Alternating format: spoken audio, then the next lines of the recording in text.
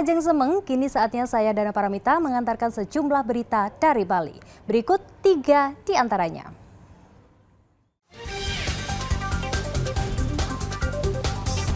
Tiga rumah warga di Dusun Wanasari, Dauh Puri Kaja, Denpasar Utara roboh akibat tergerus air sungai.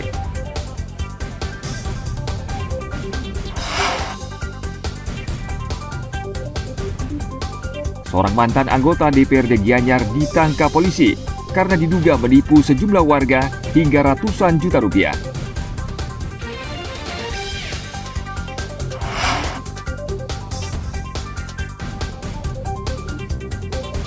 Mencoba kelezatan kuliner Tipat Belayak, makanan khas Bali yang berasal dari wilayah Buleleng dan Karangasem.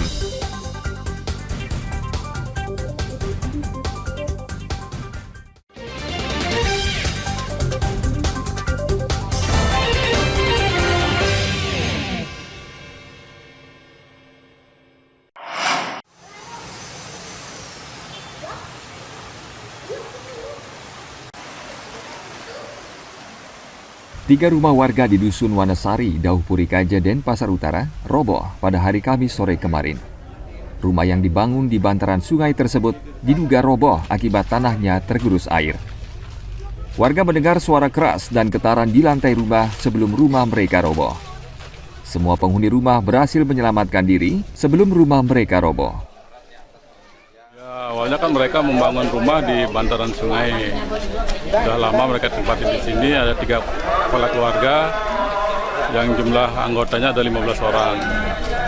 Dan tadi dari pagi sudah mereka merasakan adanya getaran-getaran yang mencurigakan dan merasakan ada kemungkinan bahaya rumahnya roboh. Mereka sudah menyelamatkan diri. Sehingga dari kejadian ini tidak sampai ada korban jiwa. Penyebabnya ya karena pondasinya ada di sungai, di bantaran sungai dan cukup menjorok ke tengah sungai sehingga terus-terusan digerus oleh air sehingga mengakibatkan rumah ini roboh.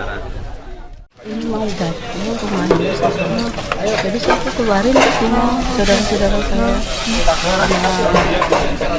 ini saudara saya yang disuruh keluar.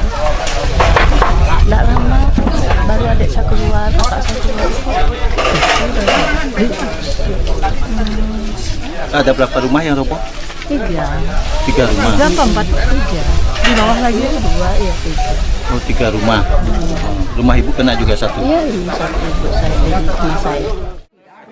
Beruntung tidak ada korban jiwa dalam peristiwa ini, namun sejumlah barang berharga tidak bisa diselamatkan.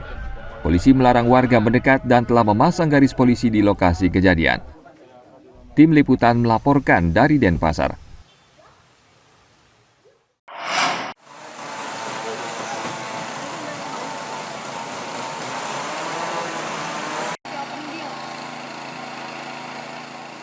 Banjir bandang yang terjadi pada Senin 17 Oktober 2022 lalu menyebabkan kerusakan sejumlah infrastruktur di Jemberana. Salah satunya jembatan Sekar Kejula, Desa Yeh Embang Kauh, Kecamatan Mendoyo, Jemberana. Hingga saat ini jembatan yang putus tersebut belum diperbaiki. Jembatan tersebut merupakan jalur penghubung antara Desa Yeh Embang dengan Desa Yeh Embang Kauh, Kecamatan Mendoyo. Para pelajar yang hendak pergi ke sekolah kini harus menyeberangi sungai. Hal ini membuat orang tua khawatir karena berbahaya bagi keselamatan para pelajar. Jika air sungai sedang besar, maka pelajar yang tinggal di Banjar Sekar Kejula tidak bisa pergi ke sekolah. Adik sekolah di mana, Dek? Di SMP 3 Mendoyo, Pak. Nah, terus karena jembatan ini putus, gimana mau ke sekolahnya berangkatnya? Yang terpaksa jadinya turun ke sungai untuk menyeberangi.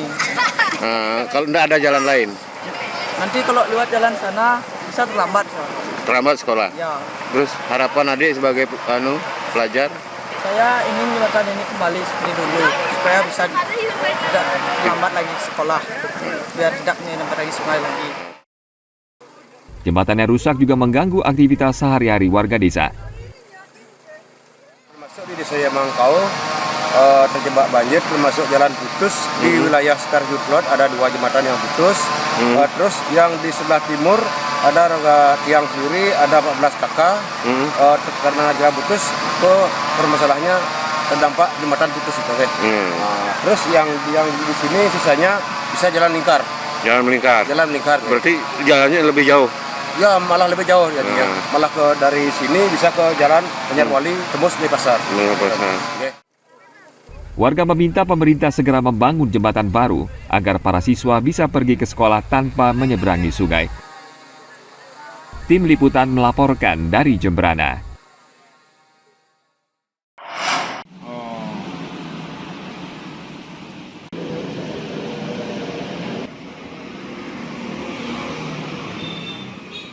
Pasca penghentian penjualan obat sirup kepada masyarakat, pengelola apotek kini mengedukasi para konsumen secara mandiri. Selain menjelaskan penyakit gagal ginjal akut yang menelan korban jiwa anak-anak, pihak apotek juga memberikan alternatif obat selain sirup. Para apoteker diminta untuk menjelaskan kepada masyarakat terkait penggunaan obat serta taat terhadap imbauan pemerintah. Bagaimana obat-obat ini bisa menggantikan sirup ya, bagaimana penggunaannya, sampai berapa lama, kemudian penyimpanannya, tadi tablet ya, supul, dan termasuk tadi sediaan tempel penurun panas yang bisa dibeli bebas ya, puyer gitu ya.